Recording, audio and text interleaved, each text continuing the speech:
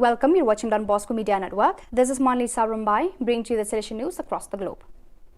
Today, in the second interview with the Salesian departing with the 153rd Salesian Missionary Expedition, we meet Roger Mabayo Mukadi, a Salesian priest, Congolese, 35 years old, radically belonging to the Merimost Holy Assumption Province of Central Africa, ACF. With previous missionary service experience behind him at Palabek, the refugee center operating in Uganda, he is now set to work for young people in Venezuela. The Salesian volunteer program has been alive in the congregation since the time of Don Bosco. Mama Margaret was the first Salesian volunteer who served at the oratory. Without her, Don Bosco would have struggled even more. At the congregation level, a team of experts has been called to form the Salesian Volunteer Advisory Board. This advisory board has the task of helping the Salesian congregation to strengthen the Salesian volunteer program at the world level. With this in mind, the advisory board gathered in June 2022 and created a strategic plan. As part of this plan, the board calls the whole congregation to participate and help design the new Salesian Volunteer Cross.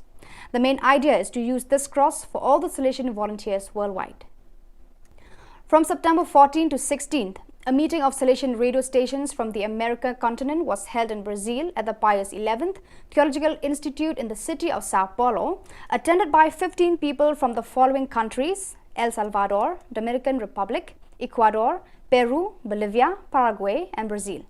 The event marked by the renewal of the radio sector of the two Salesian regions of America, that is Inter-America and South Cone America, following priority number 3 of the Rector Major's program proposals for 2020 to 26, to lift the Salesian sacrament of presence by prioritizing radio in its ministry to the Salesian mission youth.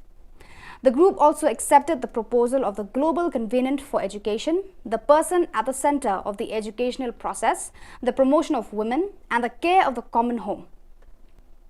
The Salesian Youth Movement in the TL Vice Province resumes its gathering after 2 years of interruption due to COVID-19 and its restrictions.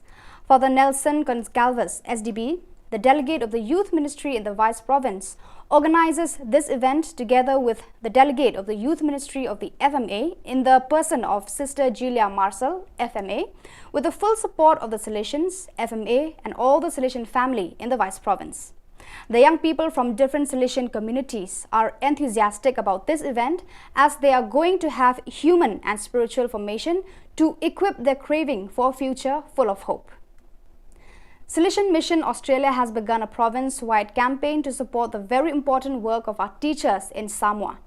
One of the key challenges for our schools and teachers in Samoa is the lack of resources to assist them in educating students. For this reason, Salesian Missions Australia has launched the campaign to sponsor a teacher, educate a nation.